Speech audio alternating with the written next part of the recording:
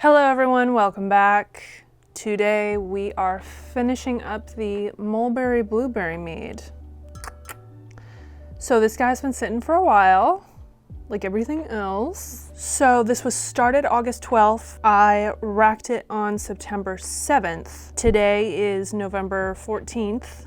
So it's ready. So I'm gonna go ahead and rack this because there is quite a lot of sediment at the bottom. I think that's another reason why it took me so long to get around to this, because I can't really see through it. So I couldn't tell, like, is this done? What's happening here? Whoa, that has a really interesting smell. This is degassed. So how I racked it the last time, if you remember, I basically ended up dumping it through a sieve. That degassed it pretty well. Like after I had put it in here, there was pressure. So it's not like I completely degassed it and destroyed it. But since then it has totally degassed, which is kind of exciting. I think this is the first mead that's like perfectly degassed on its own, except for maybe the Shushen. I'm gonna go ahead and rack this and I will be right back. So as you can see here, it's quite a lot of sediment. The smell is so interesting. I don't even know how to describe it to you. I need to take a gravity reading. I wanna see where this is at for sure before I do anything else. Okay, yeah, this is definitely still sweet. So it didn't move, actually. It says 1.024 to 2.6. It's definitely 2.6. It has not moved at all. This is done. This is so done. And that is a really nice, sweet level, which is what I think I kind of wanted this to be sweet. Oh, that's probably more than I needed to pour. And I'm gonna very gently put this back in here because I don't want, since it's already like degassed. Let's see how this is. Oh my God. There are elephants living upstairs. Did I tell you that? Like, okay. What are you doing? I really don't want to go upstairs right now. But I don't know what these boys are doing. How do I describe this mead? For some reason, it makes me think of the circus. There's like something maybe cotton candy-ish about it. It's like cotton candy, kind of. Just that blend of mulberry and blueberry. I swear to God, I taste cotton candy.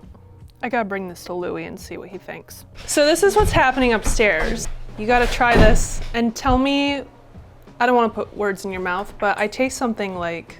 Mead. It's got a candied. Now watch this. Okay. Okay. Anyways, it tastes like candy. So if you have mulberries in your yard, if you know anyone who has mulberries, I recommend this. It's only, wait, how old is it? It's only 3 months old, and it tastes like actual candy. It is so good. All right, well, I'm gonna go ahead and start bottling then. If you haven't seen bottling things, you can of course bottle without this, but having a bottling wand is really, really helpful because this little trigger thing down here, if you push it down, that's when it releases the fluid.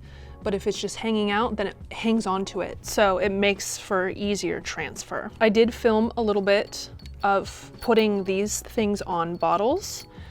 This is something that I had to look it up on YouTube how to do it, and it took me a while to figure it out. So at the very end of this video, I will throw those in there, or like a little video clip attaching the metal part to the bottle, because they don't just come already together. You have to put them together. So, and on my wand, I took off the little cap. There's like a protective cap on there, so you don't just suck up all your lease. Yeah, that's kind of the other thing, is it's not just the blueberry and the mulberry. It's because I use orange blossom honey, the orange blossom comes through.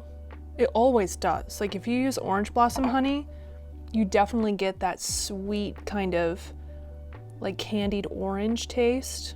So I think that really adds to it a lot. And the rest of that's going in my glass. Yes. This is like so good. I'm just like, give it all to me. So I got 7 16-ounce bottles or 473 milliliters. I got 7 of them out of a gallon and a little bit extra. This is really freaking good.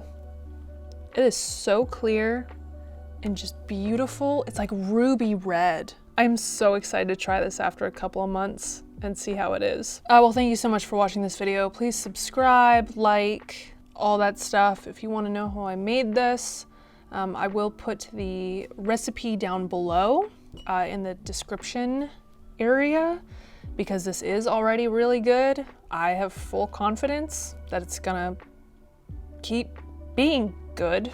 This is something that I would recommend other people make. Mulberries are not sold in grocery stores because of the stems. They do have little stems attached, and it would just be too labor intensive to take them off. That's why you can't like go somewhere and buy mulberries. If you live in an area that has them, like where I'm at, I'm on the East Coast. Mulberries grow like weeds around here. They're everywhere. So if you're lucky enough, I guess, to have them in your area, then take full advantage. Make some mulberry wine, because it's really good. Yeah, thank you so much for watching, and I will see you next time.